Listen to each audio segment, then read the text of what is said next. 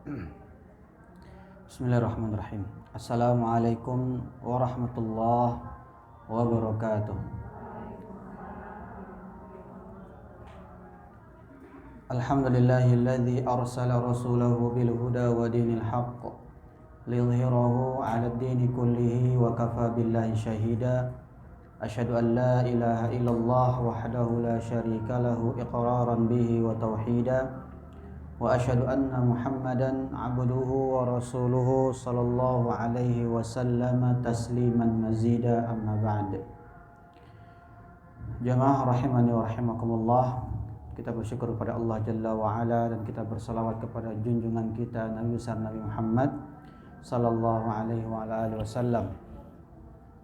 Selanjutnya, untuk persingkat waktu, insyaallah kembali kita akan melanjutkan materi kajian kita, yakni tentang hak seorang hamba yang harus ditunaikan,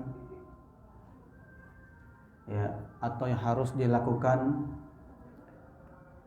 untuk Allah tabaraka wa taala, atau hak Allah yang harus ditunaikan oleh seorang hamba. Kitab yang kita bacakan adalah kitab tauhid alladzi huwa haqqullah 'alal 'abid. Kitab tauhid, kitab yang kitab yang menjelaskan tentang tauhid, yang mana tauhid itu adalah hak Allah yang harus ditunaikan oleh seorang hamba. Jamaah, kita sudah masuk di bab man haqqaqat tauhid dakhala jannah bighairi hisab wala azab. Bab tentang mentahqiqkan, merealisasikan tauhid.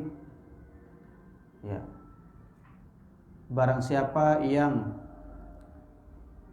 merealisasikan tauhid pada dirinya, maka dia akan masuk surga tanpa hisab, tanpa azab. Kita sudah bahas ayat 120 dalam surah An-Nahl dan juga surah Al-Mu'minun ayat 59. Dan kita juga sudah membaca sedikit hadis dari tabi'ut tabi'in yang bernama Husain bin Abdurrahman, yang mengkisahkan tentang dialog ilmiah yang pada saat itu ada di majelisnya seorang tabi'in bernama Sa'id bin Jubair radhiyallahu rahimahullahu taala. Ya. Ada yang masih ingat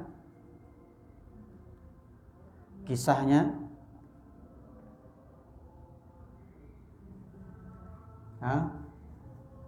Ayo, kalau masih ingat. Bermula dari pertanyaan Sa'id bin Jubair. Ada yang ingat pertanyaan Sa'id bin Jubair apa? Ya. Kata Sa'id bin Jubair, ayyukum ra'al kaukabal ladzi qaddal barihah. Ya. Siapa di antara kalian melihat bintang jatuh? Ya, al-barihah. Al-barihah itu udah tengah malam ke atas. Kalau kita mungkin tengah malamnya adalah jam 12 malam, berarti di atas jam 12 malam. Ya kan? Dalam bahasa al-barihah itu, kata Syekh Shalih Fauzan, al-barihah, arti al-barihah adalah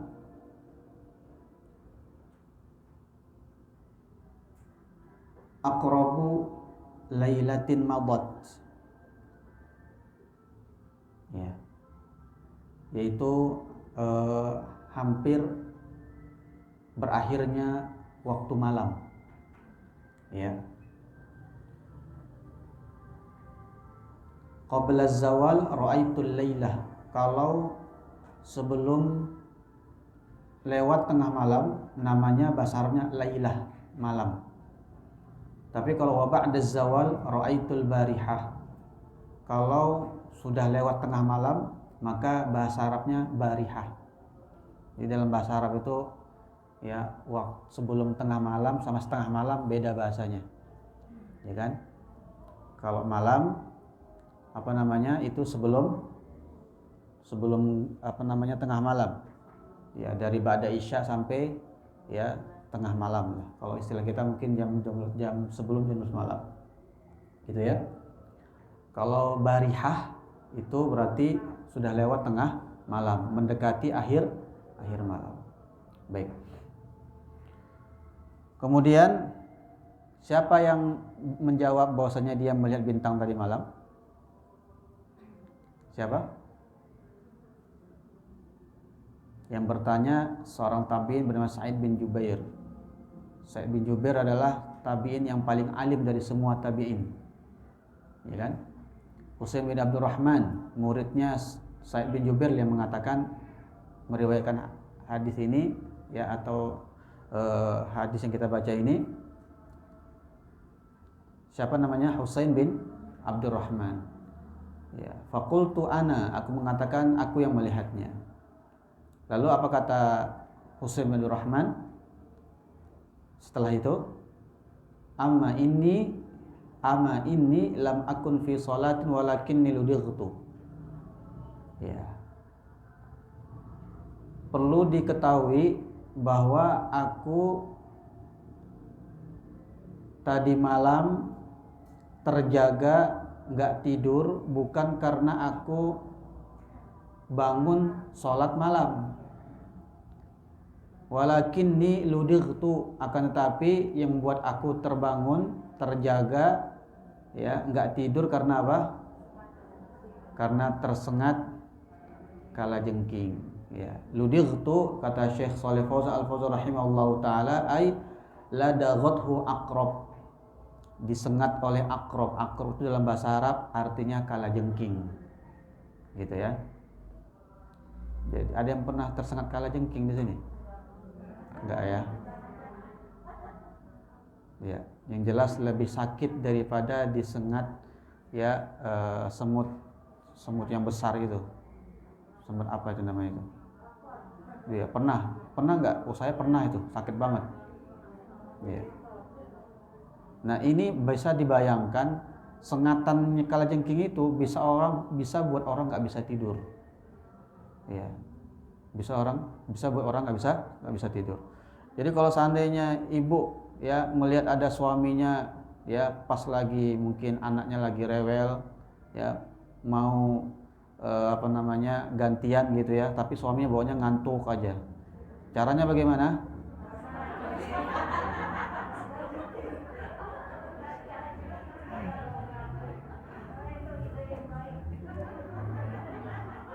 Ya. Saya nggak bilang itu caranya. Ya, dibuatkan kopi, Bu. Masa dikasih kalajengking? Di mana nyari kalajengkingnya? Ya, takutnya malah ibu duluan yang disengat kalajengking. Ya, subhanallah. Bahagia sekali, Bu ya. Baik. Jadi sengatan kalajengking itu memang benar-benar orang nggak bisa tidur.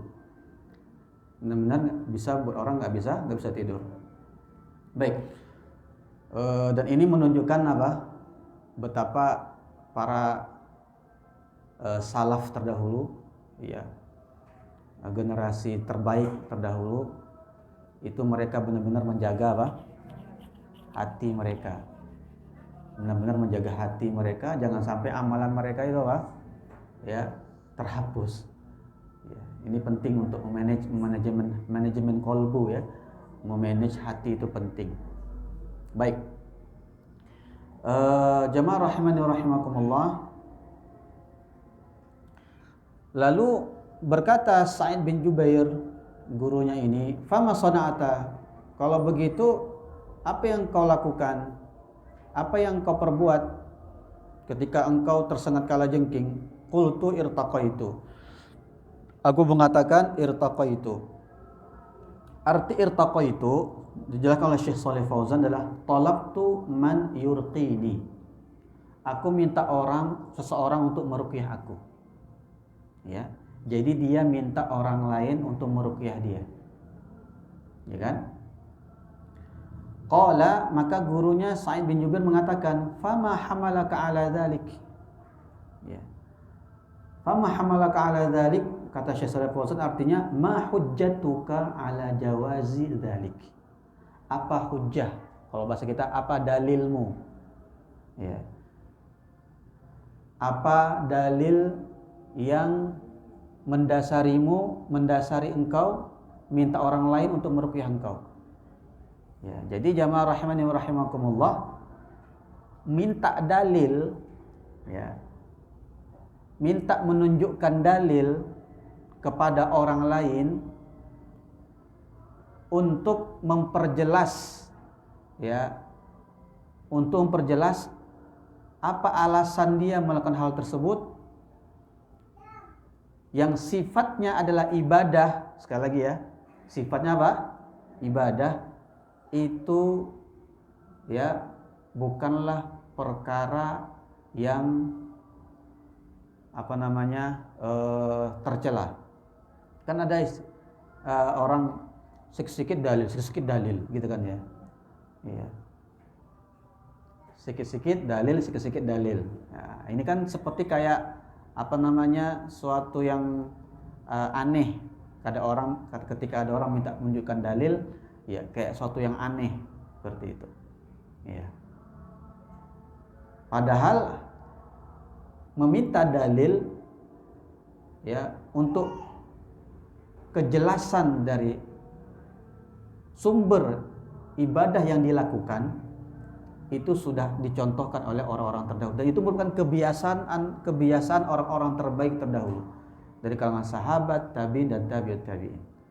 Jadi ketika kita meminta dalil kepada orang untuk memperjelas apa landasan dia untuk melakukan ibadah tersebut, itu adalah kebiasaan para salaf terdahulu. Istilah salaf tahu ya? Salaf itu orang-orang terdahulu. Salaf itu arti bahasa Arabnya orang terdahulu. Ya kan? Sebagaimana Rasulullah berkata kepada putri beliau tercinta Fatimah, ya, ketika beliau membisikkan, ya, kabar gembira kepada beliau bahwa setelah nanti aku meninggal, nanti akan menyusul aku dari keluargaku yang pertama kali adalah engkau, ya, Fatimah, ya, bintu Rasulullah SAW. Rasulullah mengatakan, fa inna ni'mas salaf ana laki, sebaik-baik salaf untukmu adalah aku. Sebaik-baik orang-orang terdahulu, ya, sebaik-baik salaf, sebaik-baik orang-orang terdahulu, ya, bagi engkau wahai putriku adalah aku. Sebaik-baik contoh, ya, yang diteladani, sebaik-baik orang-orang yang mendahului engkau, yang mesti engkau, ya, menjadikan panutan adalah aku, kata Rasulullah Sallallahu Alaihi Wasallam. Jadi kalau kita, salaf kita siapa? Ya, Rasulullah, sahabat, tabi'in dan tabi'ut tabi'in. Baik. Jadi meminta dalil itu sudah merupakan kebiasaan siapa? Para salafus saleh, orang-orang terdahulu yang saleh. Ya. Orang-orang yang kita jadikan panutan dalam beragama. Gitu ya. Jadi bukan suatu yang aneh, bukan suatu yang tercela. Minta dalil itu bukan suatu yang tercela, bukan suatu yang aneh. Baik. Ketika Husain bin Abdurrahman diminta dalil oleh Sa'id bin Jubair terhadap perbuatannya tersebut, yaitu meminta orang untuk meruqyahnya, maka beliau mengatakan, ya, qultu, ya, maka aku jawab, kata Husain bin Abdurrahman. Ternyata Husain bin Abdurrahman punya dalil. Ya, beliau minta orang meruqyah, ya, supaya meruqyah dirinya, ternyata ada dalilnya. Apa dalilnya? Haditsun, sebuah hadis dari Nabi SAW. Haddatsanahu Sya'biyu, menceritakan kepada kami Asy-Sya'bi. Siapa ini Asy-Sya'bi? Asy-Sya'bi adalah Amir bin Syurahil bin Abdi Dzikibar. Ya, ini nama aslinya ya, Amir bin Syarahil bin Abdi Dzi Kibar. Ya. Amir bin Syarahil sudah cukup kalau ingin mencatat. Baik.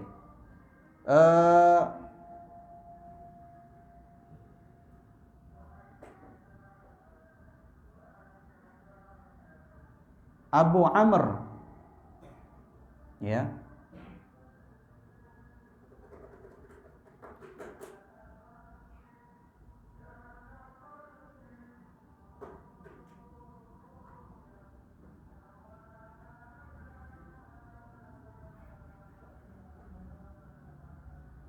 Baik, kata Syekh Shalih Fauzan Al-Fauzan hafizallahu taala, Amir bin Syurahil Al-Hamdani, beliau lahir di masanya Khalifah Umar bin Khattab radhiyallahu taala anhu. Berarti beliau enggak melihat Nabi. Ya. Berarti beliau hidup di masa siapa? Sahabat. Berarti beliau makomnya makom apa? Tabi'in. Ya, muridnya para sahabat. Baik. Wa huwa min thiqatit tabi'in. Asy-Sya'bi termasuk ya tabi'in yang thiqah. Thiqah itu yang terpercaya. Ya. Jadi jamaah rahimani rahimakumullah, di antara sebab hadis dinilai itu sahih atau dhaif, lemah, adalah dari sisi apa? Yang meriwayatkan, rawinya. Ya. Jadi kalau jamaah mendengar hadis ini dhaif, lemah, oh berarti rawinya apa? Dhaif. Ya, enggak thiqah. Kalau hadisnya sahih, ya berarti rawinya apa? Thiqah. Thiqah itu apa? Terpercaya. Ya ini. Jadi kalau seandainya dibilang ada orang sedoif-doifnya hadis tetap hadis. Nah, ini berarti orang nggak ngerti hadis. Sedoif-doifnya hadis tetap hadis, katanya seperti itu. Iya. Berarti dia belum tahu tentang ya, sebab hadis doif dan sebab hadis sahih. Ketika dikatakan hadis itu doif, itu pertanda berarti itu bukan ucapan Rasulullah. Ya. Jadi kalau dikatakan hadisnya dhaif, berarti itu bukan ucapan Rasulullah. Ucapan Rasulullah itu yang sudah dipastikan itu ucapan Rasulullah kalau derajat hadisnya sudah sahih. Bisa dipahami sini ya? Nah, gitu. Jadi kalau ada yang mengatakan sedhaif-dhaifnya hadis, ya tetap hadis. Benar apa enggak ini? Salah. Iya. Ada enggak yang bilang begitu? Ada, ya. Siapa? Ya, tunggu aja nanti. Tunggu aja nanya. Ya. Dan itu banyak yang datang seperti itu. Kita katakan jangan mengamalkan hadis dhaif. Ya, cukup hadis sahih saja. Ya, yang hadis sahih aja banyak enggak kita amalin. Apalagi tambah hadis dhaif. Ya. Jangan cari kerjaan ya. Ya, kerjaan yang enggak ada hasilnya. Ada enggak yang mau disuruh kerja tapi enggak digaji? Hah? Kerja bakti gitu. Mau enggak? Enggak ada rata-rata ya. Dalam perkara dunia saja enggak ada. Ya, ayo kita membangun rumah si fulan. Gitu kan? Ya. Ibu yang mengaduk semennya, ibu yang nyusun batanya, ya kan? Yang si fulan yang penting beli uangnya untuk beli bahan bangunan dan lain sebagainya. Yang kerja ibu nggak digaji, mau? Enggak ya. Sama juga dengan orang yang beramal tapi amalannya ya nggak diterima. Makanya dalam surah Al-Ghasyiyah disebutkan hal ataka haditsul ghasyiyah wujuhu yawma idzin khashi'ah amilatun nasibah tasla naron hamiyah. Ya. Tahukah kalian ya kabar tentang Al-Ghasyiyah, yaitu tentang hari kiamat. Ya. Wujuhu yawma idzin khashi'ah. Pada hari itu wajah-wajah pada tertunduk khusyuk. Ya, khashi'ah, khusyuk. Khusyuk bukan karena salat, tapi khusyuk karena apa? Ya. Karena penyesalan yang begitu mendalam. Ya. Tertunduk. Ya, tertunduk karena menyesal. merenungi, ya khasyah, amilatun nasibah. Apa yang dia sesalkan ketika di dunia dia amilah, ya. Apa tuh amilah? Dia bersusah payah beramal, tidak ada satu amalan pun pasti dia lakukan, ya. Termasuk orang yang rajin ibadah, amilah, ya kan? Nasibah, bahkan subhanallah jamaah, itu saya katakan tadi, semua amalan dia borong. Amilah nasibah, itu amilah nasibah, bukan sekedar amil tapi nasibah, ya. Tapi apa yang dia dapatkan? Tasla naran hamiyah, justru dia malah dilempar kemana? Ke neraka al-hamiyah, yang menyala-nyala apinya. Tusqa min ainin aniyah, dikasih minum dari air yang mendidih, ya. Nah, itu jamaah, saya baru ngerti itu, ternyata di neraka itu orang kehausan. Jadi di neraka itu juga ada makan minum, ya. Kenapa bisa mereka disediakan makanan minum? Karena mereka kehausan dan kelaparan. Kalau pernah nggak kita, ya pasti pernah kerja bakti Bu ya, mungkin lagi beresin gorong-gorong gitu kan, bersihin rumah lah, ya. Lelah, haus nggak? Haus kan, gitu. Apalagi cuaca panas, berkeringat gitu kan. Dia kan di neraka kan bukan diapa-apain, ya. Disuruh kerja nggak di neraka? Bukan disuruh kerja, kita dikerjain. Bukan kita, maaf, ya. Bukan. Penduduk neraka itu dikerjain, ya. Dikerjain sama malaikat, disiksa, ya, disiksa, ya. Dengan kondisi luar biasa, auzubillahi min zalik, ya. Akhirnya apa? Haus. Ketika mereka haus, mereka minta apa? Minta air minum, dikasih malaikat. Tapi air minumnya apa? Tusqa min ainin aniyah. Yang kalau ketika mereka meminum, ya, air mendidih tersebut, maka tercerai-berai usus mereka itu, ya. Nah, saya teringat ada juga dari min hamaim masnun,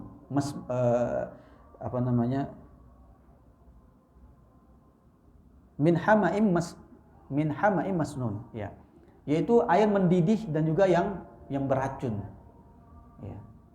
Jadi saya beli sebuah produk pembasmi tikus, ya.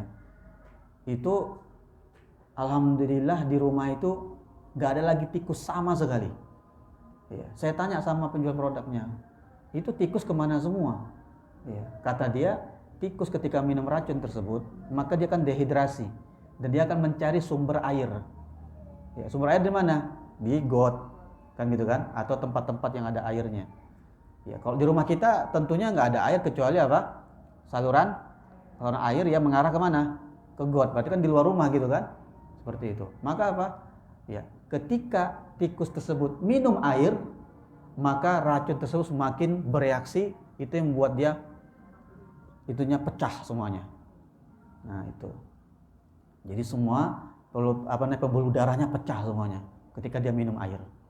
Nah, di situ langsung dia mati di sumber air tersebut. Makanya nggak ada bangkai di rumah, ya. Jadi bangkai itu di mana? Di luar, seperti itu. Ya, jangan tanya ke saya nanti produknya apa ya.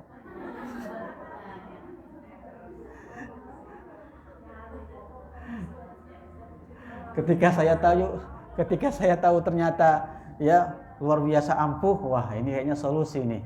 Akhirnya saya jadi resellernya.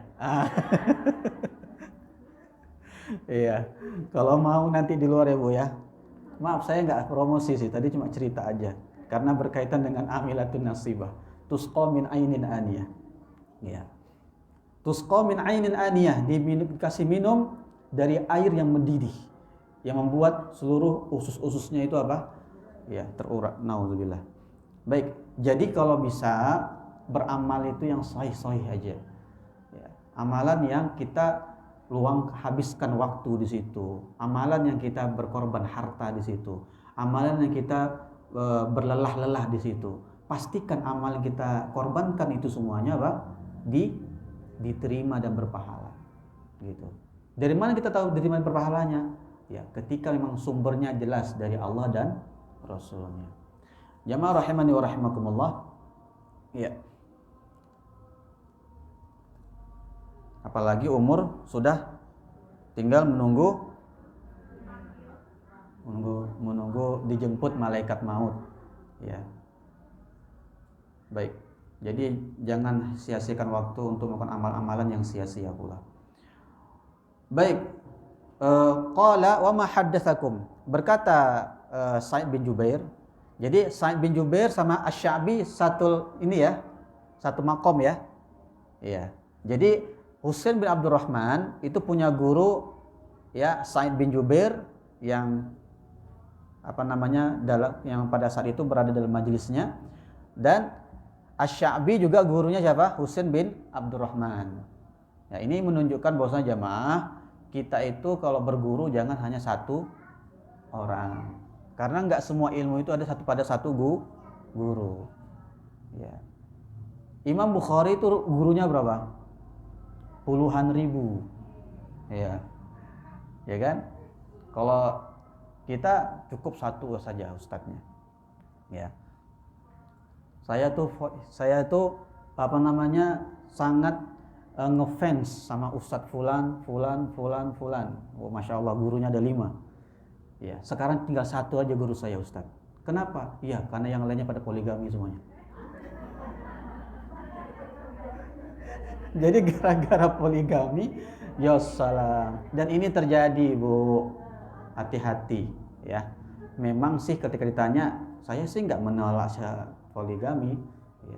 Tapi untuk suami saya no. Nah, itu.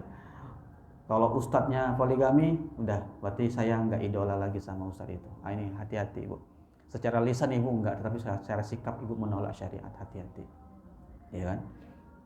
Baik. Jadi Asy-Sya'bi adalah guru. Ya, Asy-Sya'bi adalah apa? Guru. Qala, gurunya siapa? Husain bin Rahman. Berkata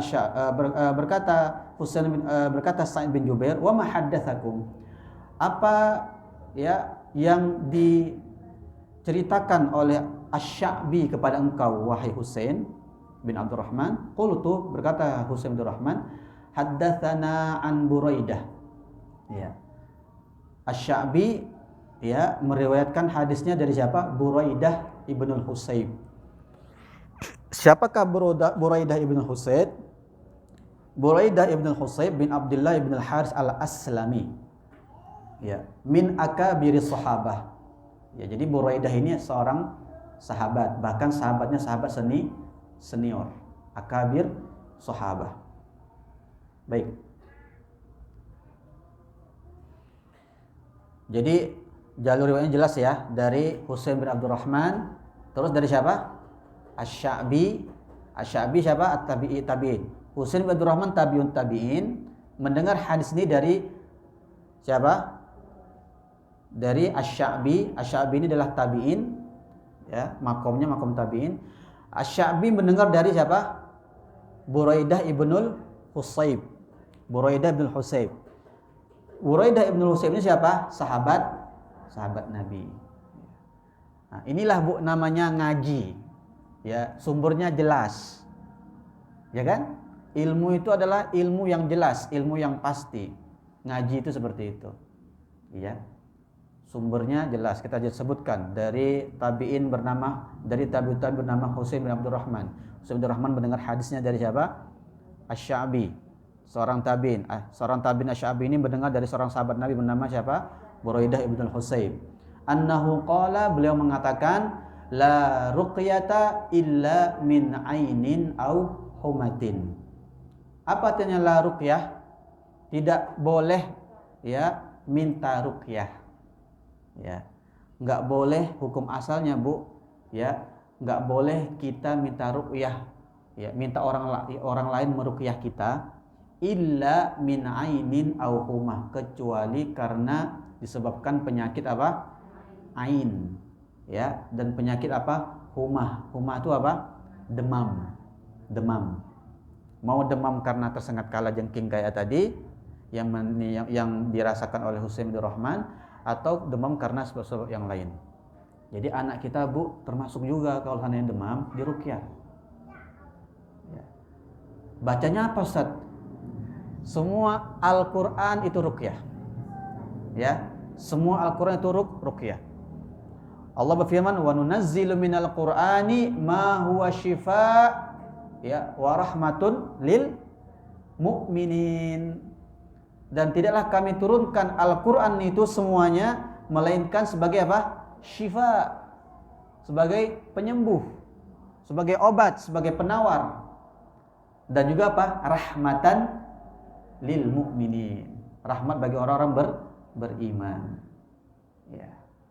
Makanya ketika kita bacakan ruqyah, ya, ada jin yang dalam tubuh seseorang itu kepanasan, ya, itu menunjukkan bahwa jinnya itu adalah jin apa?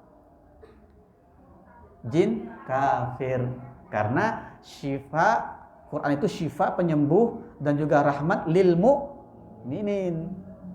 Bagi orang yang enggak beriman, maka dia akan kepanasan. Ya kan?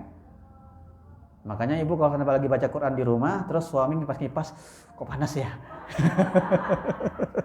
Kayaknya ada jin di tubuh bapak. Ya. Barakallahu fiik. Nah, atau sebaliknya malah kita yang kepanasan pada orang baca Quran. Ya, waduh, jangan-jangan tuh dalam tubuh ada jin. Ya. Baik. Kalau jinnya dia jin muslim, dia nggak akan kepanasan, malah ngetawain. Ya, kamu bacanya belepotan baca-baca Quran, kata dia. Pernah saya cerita belum? Oh, belum ya. Jadi ketika saya dulu mondok di Solo 3 tahun ngambil hafalan Quran, ya, pesantren kita itu berbaur dengan masyarakat. Ya. Pesantren kita tuh dulunya adalah tempat jin buang anak istilahnya. Nggak ada yang berani mau tinggal di situ. Gitu kan? Nah, kemudian karena akhirnya kita semua nempatin di situ, ya, santri dibuat pesantren, akhirnya jinnya pada cari tempat lain. Ya, jadi tempat lain. Ya. Nah, kemudian qadarullah ada warga yang terkena terkena sihir seperti itu. Ada terkena sihir, lalu kemudian apa? Kita ruqyah. Ketika diruqyah, ya, dia mengatakan begini, kamu ini bacanya banyak salah itu, ya. Nah, kita yang lagi baca kan kita kan mesti santri gitu. Akhirnya apa? Akhirnya kita perbagus bacaan kita biar nggak dikritik sama jin itu. Ya. Ketika kita selesai, kita lapor ke guru kita, Ustadz gini. Ya, itu tujuan jinnya. Seharusnya ketika dia ngomong begitu, baca aja terus, nggak usah ditanggapin. Kenapa? Karena ketika dia ngomong begitu, supaya kita diam, nah, akhirnya apa? Dia memulihkan kekuatannya lagi, gitu. Bacakan aja terus, nggak usah peduli, ya kan? Nah, gimana? Kalau kepanasan jin kafir, kalau nggak kepanasan berarti jin muslim tapi yang fajir, yang jahat. Karena dalam syariat kita, yang namanya menzalimi itu nggak boleh, ya kan?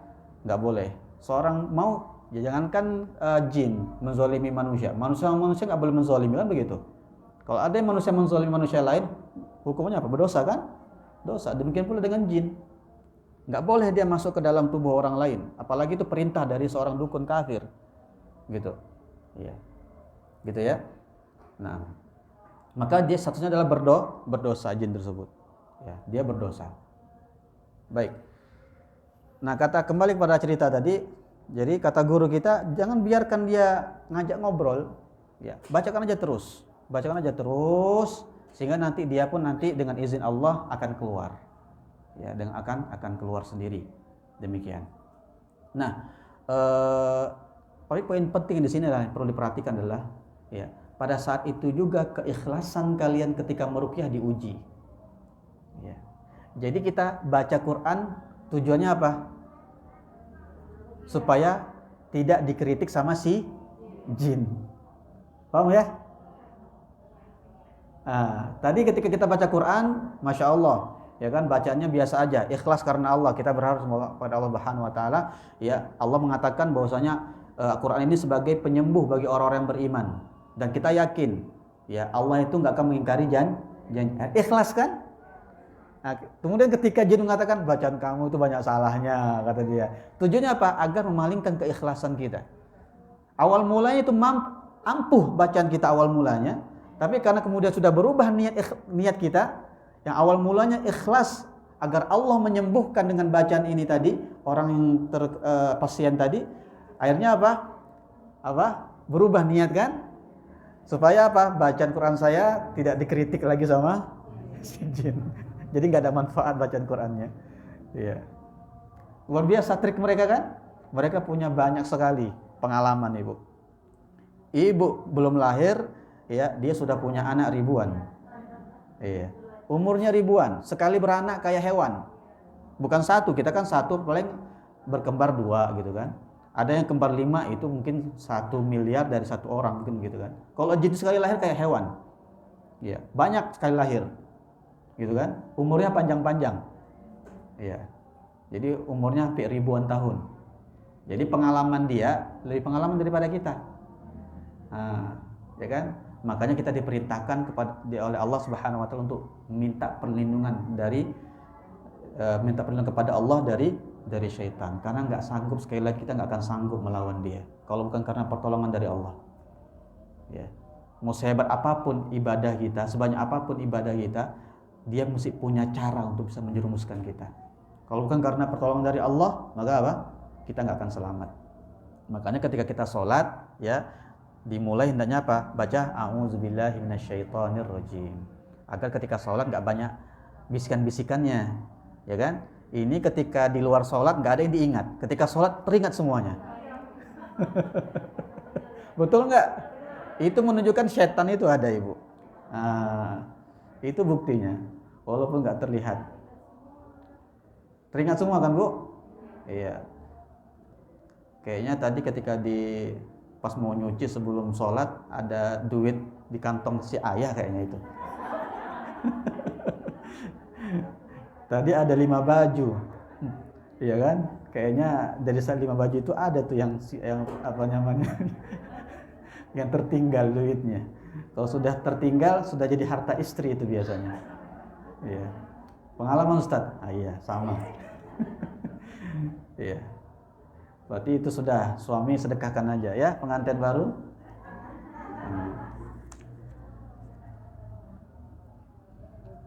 Kadang-kadang Allah Subhanahu wa taala itu memberikan rezeki istri dari arah yang tidak sangka-sangka. Ya. Baik, kembali kepada pembahasan tadi ya. Jadi kecuali karena penyakit ain dan penyakit apa? Demam, itu minta orang lain untuk ruqyah.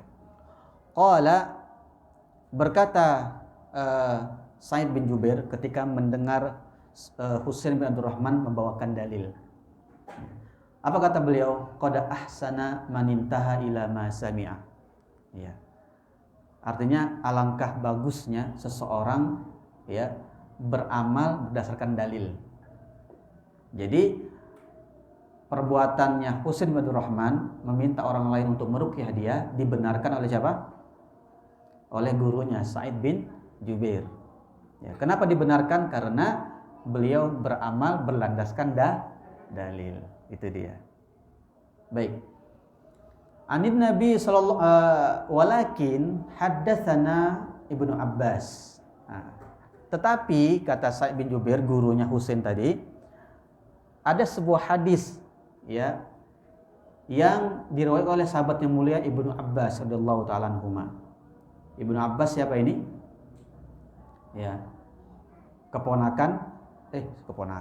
sepupu Nabi Shallallahu Alaihi Wasallam, Ibnu Abbas, yang beliau mendoakan Allahumma faqihhu fid din wa alimhu ta'wil, ya Allah faqihkan dia lah Ibnu Abbas terhadap agama ini dan ajarkan dia tafsir Al-Quran.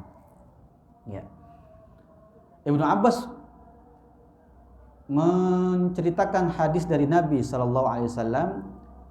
Ya, annahu qala, Rasulullah bersabda. Jadi ternyata intinya adalah Sa'id bin Jubair ini beliau ingin memberikan pelajaran kepada muridnya Husain bin Abdurrahman ada amalan yang lebih baik dari itu. Ya. Meminta orang lain untuk meruqyah dirinya itu dibenarkan, tapi ada yang lebih afdol dari itu. Nah, dan tentunya Sa'id bin Jubair ketika mengatakan ada yang lebih afdol dari itu juga bawa dalil. Jadi masya Allah ini kita beragama semuanya berdasarkan apa? Dalil, gitu ya. Karena Islam itu agama Iqra. Agama Iqra itu apa? Agama, kalau bahasa gampangnya agama ilmiah. Islam itu agama ilmiah, ya. Semuanya berdasarkan dalil, ada ya referensinya semuanya, ya. Jadi seorang muslim itu harus kritis, ya, harus kritis dalam masalah agama, gitu ya. Jangan giliran belanja kritis, ya. Milih-milih kan mana yang bagus-bagus gitu kan. Kalau belanja, ya kritis banget tuh, ya. Milih mangga kalau lagi musim mangga. Ya pokoknya nggak boleh ada apa namanya yang bonyok dikit, gitu kan, dipilih bener. Iya. Giliran dalam masalah dunia, tapi masalah agama santai-santai aja. Nah ini keliru, ya kan? Harus ada sifat kritis dalam masalah agama ini. Baik. Apa sabda Nabi SAW? Uridat alayyal umam, fara'aitun nabiyya wa ma'ahur rahtu. Ya. Telah ditampakkan kepadaku al-umam. Al-umam itu jamak dari ummah. Jamak dari apa? Ummah. Kata Syekh Shalih Fauzan hafizallahu taala, qila kana dzalika lailatul Isra. Ya, kata beliau, ada ulama yang mengatakan bahwa beliau ditampakkan dari semua jumlah umat-umat terdahulu, umat-umat para nabi terdahulu, itu terjadi kapan? Di Lailatul Isra, di malam saat beliau di Isra Mi'rajkan. Ya. Ai arahullahu mithalaha idza ja'at yaumal qiyamah. Ya. Kata para ulama, Allah Subhanahu wa taala tampakkan kepada Nabi Muhammad sallallahu alaihi wasallam ya mithalaha. Jadi permisalan. Ya, bukan hakikat, karena tentunya ya umat-umat terdahulu semuanya masih di alam barzakh. Ya. Ini kan Rasulullah SAW ketika beliau diperjalankan, ya kan, ketika Isra Mi'raj ditampakkan kepada beliau jumlah seluruh umat-umat terdahulu, ya kan, yang mana itu semua akan terwujud, ya, kapan? Idza ja'at yaumal qiyamah, pada saat hari kiamat nanti. Ya, semua umat-umat akan dikumpulkan semuanya. Nah, Allah Subhanahu wa taala membuat gambaran kepada beliau, membuat permisalan kepada beliau, yaitu apa namanya? Umat. Ya. Seperti itu. Dan jumlahnya begitu banyak. Uridat alayyal umal fara'aitun nabiyya wa ma'ahur rahtu. Ya.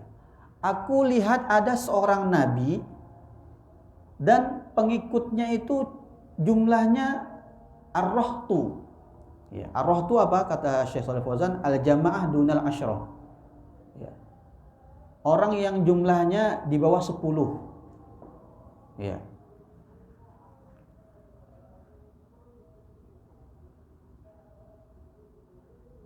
Jumlahnya berapa? Di bawah 10. Jadi ada nabi pengikutnya cuma nggak sampai 10 orang. Iya. Subhanallah. Ini yang hadir berapa orang ini? Lebih 10 ya? Subhanallah. Ini pengikut saya berarti lebih dari 10 ini. Ada nabi pengikutnya nggak lebih dari 10. Subhanallah. Kemudian apa? Wan nabiyya wa mahur rajul wa rajulan. Bahkan ada seorang nabi yang jumlahnya cuma 2 orang, bahkan cuma 1 orang pengikutnya. Ada nabi yang pengikutnya cuma 2 orang, bahkan cuma 1 orang. Iya. Wan nabiyya wa laysa mawahad. Bahkan yang lebih parah lagi, ada nabi yang enggak ada punya pengikut sama sekali. Iya. Ini Apakah berarti nabinya nggak sukses dalam berdakwah? Hah? Bukan. Ya. Jadi sukses nggak suksesnya dalam dakwah, ya, patokan kebenaran itu bukan dari jumlah. Ya. Kata para sahabat Nabi radhiyallahu taala anhum, ya, al-haqqu, ya, al-haqqu wahid wa in kunta wahdak. Kebenaran itu cuma satu, walaupun cuma engkau sendiri yang memegang kebenaran itu. Ya. Nah ini jamaah. Ya, jadi kata para ulama di sini faedahnya bahwasanya patokan kebenaran bukan banyaknya orang yang mengikuti. Ya. Nah ini perlu dipahami. Ya.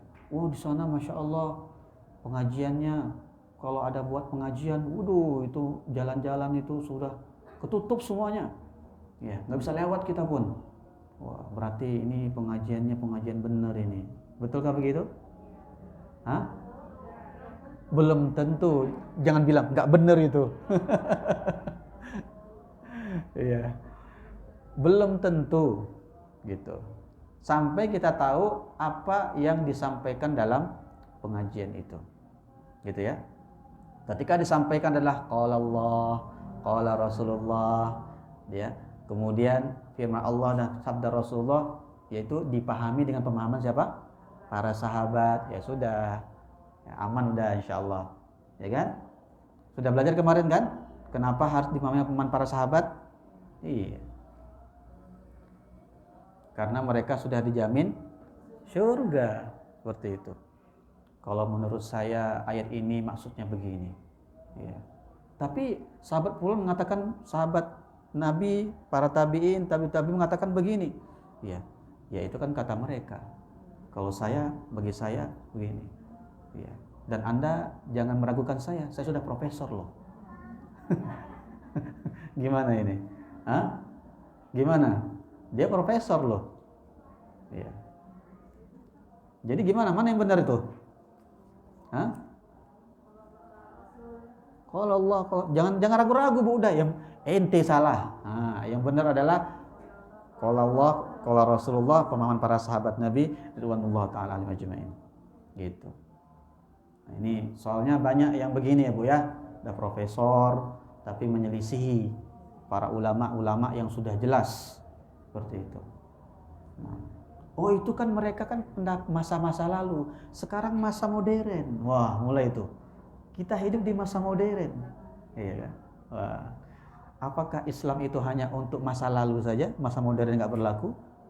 Tidak, iya kan? Jangan gampang terpengaruh dengan ya racun-racun syubhat pemikiran mereka. Mereka itu adalah orang-orang yang pandai berbicara, pandai merangkai kata, hati-hati, ya. Dan sudah ada pendahulu mereka, siapa itu? Iblis. Iblis laknatullah alaih. Kan bahasanya indah kan ketika menggoda Nabi Adam. Hal adulluka ala syajaratil khuldi wa mulkin la yabla. Hai Adam, maukah engkau kutunjukkan ya sebuah pohon yang kalau engkau makan pohon itu engkau akan kekal dan tinggal di surga dan engkau menjadi malaikat. Coba tuh. Nabi Adam, ya, Nabi Adam Allah katakan tujuan penciptaannya untuk apa? Untuk menjadi khalifah di bumi, ya kan? Sedangkan beliau Allah persilahkan untuk tinggal di surga, untuk menikmati sisi surga semuanya, ya kan? Nah, kemudian beliau namanya manusia itu apa? Nggak akan kekal. Ya, kalau sudah di surga pasti kekal sampai terjadinya hari kiamat. Contohnya siapa? Para malaikat. Makanya dibujuk rayu, maukah kau nggak mau tinggal di surga selama-lamanya dan kau menjadi malaikat? Ya. Ada yang mau kira-kira kalau ibu menjadi istrinya Nabi Adam gimana? Ya kan? Kan termasuk Hawa yang mengatakan ya apa namanya yang membujuk Nabi Adam untuk apa? Memakan. Gitu. Ya, ibu misalnya sudah tinggal di sini enak gitu kan. Kemudian apa? Ditawarkan Ya, nanti disiapin ya istana dengan dayang-dayangnya, kemudian dengan fasilitas segala macam. Mau nggak? Ya maulah. Ya, itu menunjukkan bahwasanya Allah sudah membuatkan skenario. Ya, skenario ketika berbuat salah Nabi Adam apa? Bertaubat. Beda sama iblis. Iblis ketika berbuat salah apa? Dia iringi dengan kesalahan berikutnya, nggak ada bertobat dia. Nah itu dia. Jamaah rahimani wa rahimakumullah. Jadi jangan kita ini beragama ya kecuali berdasarkan dalil, dan patokan kebenaran bukanlah dari banyaknya jumlah. Ya, walaupun kita sendirian kita berada di kebenaran, dan kita maka hendaknya istiqomah di kebenaran. Dan sekali lagi patokan kebenaran adalah apa? Dalil, ya, bukan jumlah banyaknya orang. Baik. 5 menit lagi.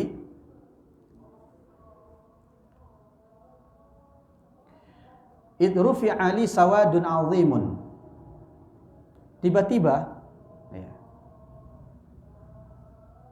Rufi ali sawadun azimun.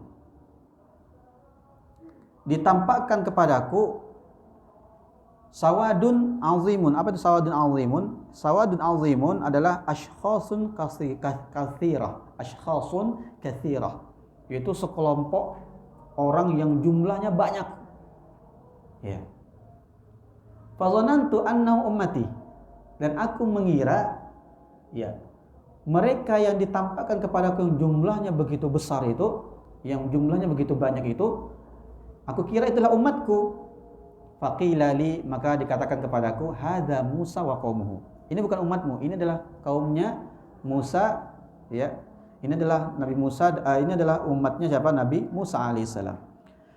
Fanawwartu fa idza sawadun azimun. Lalu aku melihat lagi ada sekelompok yang jumlahnya juga besar. Faqila li, ya. Maka dikatakan kepadaku, hadi ummatuka. Nah, ini baru umatmu, kata siapa? Oleh malaikat. Jamaah rahman rahimakumullah. Nah, ini adalah sisi pendalilan kita. Ya, berkaitan dengan bab yang kita bahas. Wa ma'ahum sab'una alfan yadkhuluna al-jannata bighairi hisab wala adzab. Jadi antara sekelompok umatmu yang besar itu jumlahnya, ada di antara mereka yang masuk surga tanpa hisab, tanpa azab. Jumlahnya berapa? Sab'una alfan, 70.000 orang. Ya. Kata Syekh Saleh Abdul Aziz, ya, Al-Syekh, ya, beliau membawakan riwayat yang diriwayatkan oleh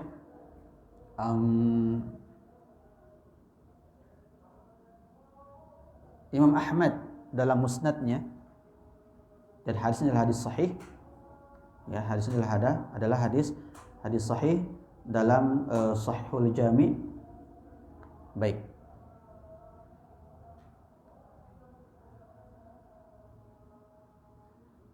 Dalam hadis tersebut disebutkan dari sahabat yang mulia Abu Umamah. Dari sahabat yang mulia bernama Abu Umamah. Kata Rasulullah sallallahu alaihi wasallam, "Innallaha azza wa jalla, sesungguhnya Allah azza wa jalla wa'adani, telah menjanjikan untukku, an yudkhila min ummati al-jannata, agar Allah memasukkan dari umatku ke dalam syurganya sab'ina alfan bighairi hisab, 70 orang tanpa hisab. 70.000 orang tanpa hisab. Ya. Lalu Rasulullah SAW mengatakan, dilanjutkan hadisnya, kana rabbi azza wa jalla qad wa'adani sab'ina alfan ma'a kulli alfin sab'una alfan. Ya. Allah telah menjanjikan untukku, umatku ada 70.000 orang masuk surga tanpa hisab, yang mana ditambah lagi. Nah, ini kabar gembira ya. 70.000 orang ma'a kulli alfin, dari setiap ya 1000-nya, sab'una alfan, ditambah lagi 70.000. Ya, dari 70.000, setiap 1000-nya ditambah 70.000. Paham enggak?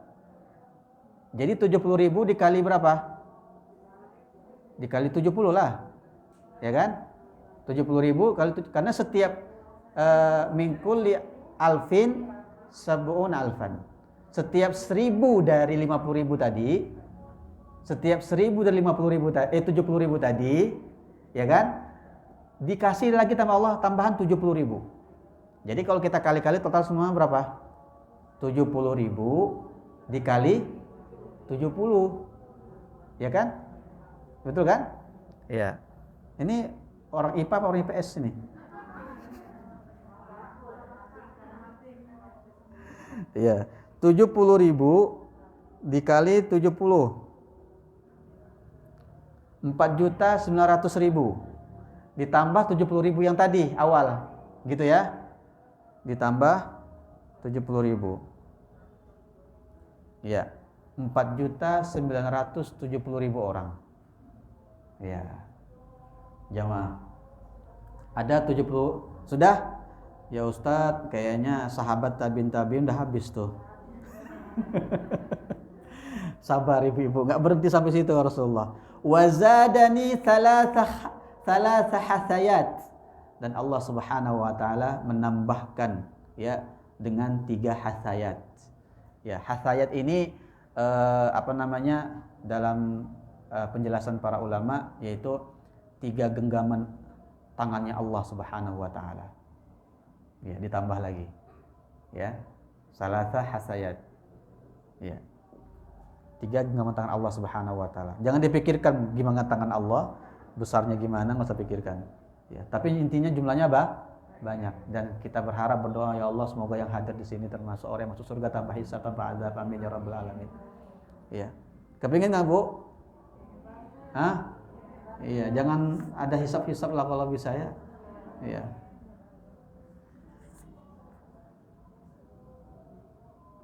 Ada yang dihisab tapi masuk surga juga. Karena apa? Lebih banyak amalan kebaikannya. Gitu kan? Ada juga yang dihisab masuk neraka. Ya kan? Nauzubillah. Walaupun mampir sebentar.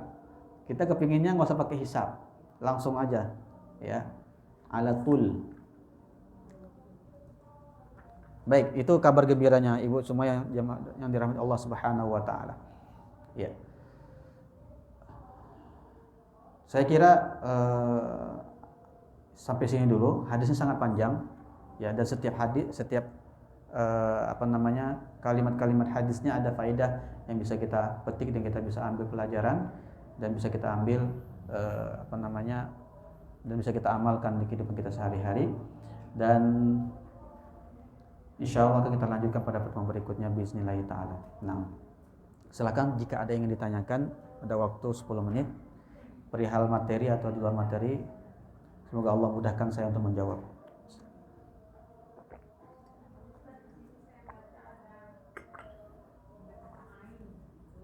Oh iya Ibu, ain ya, penyakit ain ya Bu ya.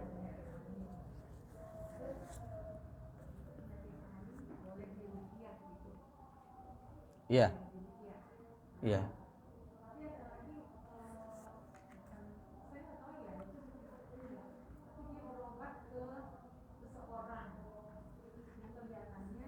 Dia sakit gitu. Sakit apa?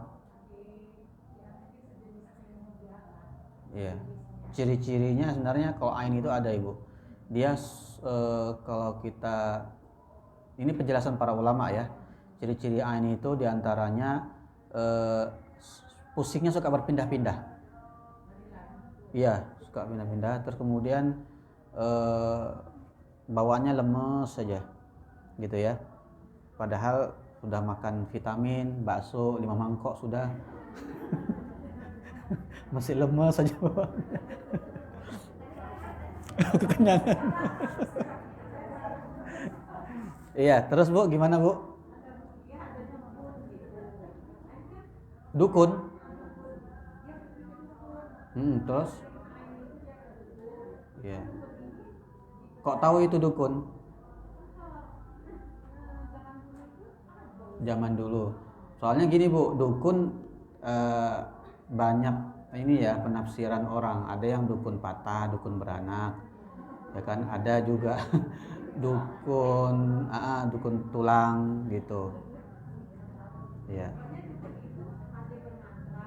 Baca-baca mantra. Nah, itu baru dukun. Ya, betul. Oh, berdasarkan Al-Qur'an. Rukyahnya pakai Al-Qur'an. Berarti bukan dukun. Kecuali kalau seandainya dia baca Quran, ya kan, misalnya baca begini, A'udzubillahi minasyaitonirrajim. Nggak jelas. Jadi dia ingin mengelabui kita dengan ayat, tapi sebenarnya baca dicampur-campurkan, walaupun dengan ayat Quran ya. Ya, ketika kebenaran dicampur dengan kebatilan tetap batil. Makanya disebutkan dalam Al-Quran wala talbisul haqqo bil batil wa taktumul haqqo wa antum ta'lamun. Jangan mencampur adukan al-haq dengan kebatilan. Jangan mencampur adukan antara Al-Quran dengan mantra-mantra. Ya, ketika ada yang melakukan seperti ini, maka dia dukun. Ya, walaupun pakai peci, pakai serban, pakai jubah, jenggotan panjang, ya kan? Kayak dukun siapa itu? Siapa tuh dukun yang lawannya petugas pesulap merah? Samsudin. Ya, itu jelas dukun itu. Nah, ya. Oh ya ya. Belum tahu. Awam. Betul. Iya. Iya. Baik, pertanyaan bagus sekali, Bu. Ini mungkin bukan hanya terjadi pada orang tersebut, mungkin dulu kita mungkin juga seperti itu. Ya kan? Ya, sebelum sekarang ini Masya Allah dakwah sunnah, dakwah tauhid menebar, dulu kita mungkin terjatuh dalam situ. Maka ketika kita melakukan tersebut, otomatis itu berlaku Ibu hukumnya. Setiap berlaku hadis Nabi SAW, man ata kahinan aw arrafan, ya, lam tuqbal lahu salatun arba'ina lailah. Siapa saja, ya, dia mendatangi tukang ramal, arraf, ya, atau kahinan atau dukun, ya, maka sekedar datang dan nanya doang, ya, maka orang ini nggak diterima sholatnya selama 40 malam, 40 hari 40 malam nggak diterima sholatnya. Nah, ada lebih parah lagi ancamannya, yaitu man ata arrafat au kahinan fasaddaqahu bima yaqul. Ya, barang siapa yang mendatangi tukang ramal atau dukun, terus dia bukan hanya sekedar nanya, membenarkan apa kata dukun itu. Oh, ternyata benar ya Pak Dukun ya. Kemarin saya gini, apa kata Pak Dukun benar ternyata. Orang seperti ini hukumnya bukan yang sekedar sholatnya nggak diterima, tapi apa? Faqad kafaru bima unzil ala Muhammad. Maka dia telah kufur terhadap apa yang diturunkan kepada Muhammad, itu kufur terhadap Al-Quran. Hukumnya apa kufur terhadap Al-Quran? Keluar dari agama Islam, musyrik, gitu. Nah, itu ketika itu terjadi pada kita, ya, langsung hukum tersebut sudah menimpa kita. Sholat kita nggak diterima, kalau sekedar nanya doang. Kalau kita sudah plus membenarkan, secara tanpa kita sadar, kita sudah keluar dari agama Islam ketika itu. Nah, sekarang sudah ngerti Ustaz. Ya. Alhamdulillah saya bertobat Ustaz. Ya. Semua orang ketika sudah bertobat kepada Allah Subhanahu wa taala, selagi matahari masih terbit di sebelah timur, belum sebelah barat terbitnya, Allah akan terima taubatnya. Terus bagaimana dengan amalan saya kemarin? Itulah rahmatnya Allah, dikembaliin lagi sama Allah. Orang kafir aja, Bu, amalan kebaikannya terima Allah enggak? Dicatat pahala enggak? Enggak. Tapi ketika dia masuk Islam, semua kebaikan-kebaikan terdahulu langsung dicatat. Dosa-dosanya bagaimana? Hapus.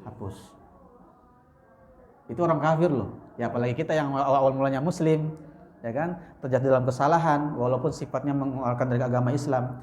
Lalu kita bertaubat, maka Allah mengampuni dosa kita itu, dosa kesyirikan itu juga, dan juga amalan-amalan kebaikan kita yang dulu terhapus karena syirik dikembaliin lagi. Iya, Allah Maha Rahman, Allah Maha Pengasih, Allah Maha Penyayang. Jadi jangan sungkan-sungkan untuk bertobat. Perbanyak tobat. Nabi aja bertobat berapa kali dalam sehari? Minimal 70 sampai 100 kali. Iya. Enggak perlu. Iya, yang penting sholat ya. Karena ketika dalam sholat kita sudah bisa mengatakan membaca 2 kalimat syahadat. Ya. Yang penting sholat. Orang kalaupun nggak musyrik tapi nggak sholat, keluar dari agama Islam. Ya, gitu ya.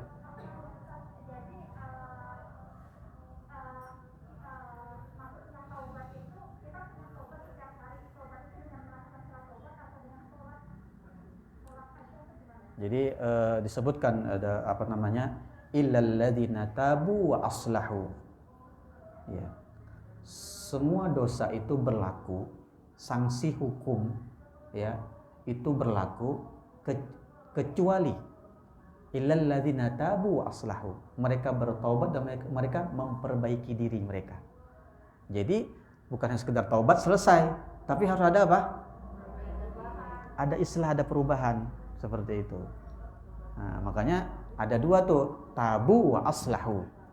Bertobat dan ada perubahan. Di antara bentuk perubahannya apa? Sholat. Gitu. Ini paling penting, Bu, masalah sholat. Ya. Saya selalu membahas tentang masalah apalagi ini musim-musim Maulid ya. Gitu ya. Rasulullah SAW itu ketika beliau sebelum meninggal beliau berpesan kepada kita semuanya. Ya. Kalau ditanya apa wasiat Rasulullah sebelum beliau wafat, ya ketika badan beliau yang suci terbaring di atas pangkuan ibunda tercinta Aisyah radhiyallahu taala anha, ketika beliau ingin meninggalkan dunia, ya ketika malaikat menyampaikan pesan dari Allah, wahai Muhammad, ya engkau mau aku berikan semua kerajaan di dunia ini dengan harta yang berlimpah dan nikmat yang banyak kepada engkau, atau engkau kembali ke sisiku, kata Allah. Ya, disampaikan oleh malaikat Jibril. Maka ketika itu Rasulullah kata ilal mala'il a'la. Aku lebih memilih untuk bersama Rabbku yang maha tinggi. Ya. Maka ketika itu Rasulullah mengatakan, langsung berpesan pada ketika itu ada Abu Bakar As-Siddiq radhiyallahu taala, ada Fatimah radhiyallahu taala anha, ada Ali bin Abi Thalib radhiyallahu taala anha. Karena yang boleh masuk rumah kan beliau hanya keluarga beliau. Ya, sahabat-sahabat lain menunggu di luar rumah. Ya, kata beliau, as-salah, as-salah, as-salah, wa ma malakat aimanukum. Beliau berpesan, ya perhatikan sholat kalian, jaga sholat kalian, tegakkan sholat kalian. Sampai 3 kali Rasulullah pesan masalah sholat. Kenapa? Karena beliau kepingin ketemu kita juga di mana? Di telaganya nanti. Ya. Karena beliau juga kepingin memberikan syafaat kepada kita. Ya. Kenapa beliau berpesan agar sholat kita jaga? Karena syafaat Rasulullah nggak bermanfaat bagi orang yang nggak sholat. Dalilnya apa? Surah Al-Mudaththir. Ya, buka surah Al-Mudaththir ayat 20 berapa ya? Antara 23 atau 24. Silakan dicek aja. Dialog antara penduduk surga dengan penduduk neraka. Ya. Yuk buka surah Al-Mudaththir. Ya, Al-Mudaththir. Ayat berapa? Ayatnya ayat Al-Mudaththir. Juz 29 itu. Ayat 42. 43.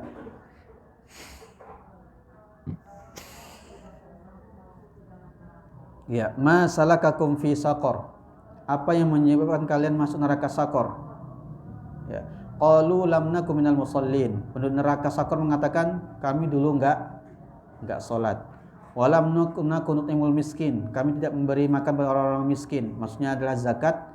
Wa kunna nakhudhu ma'al khaidin, dan kami bercanda bersama orang yang bercanda sehingga kami melalaikan kami dari kewajiban kami.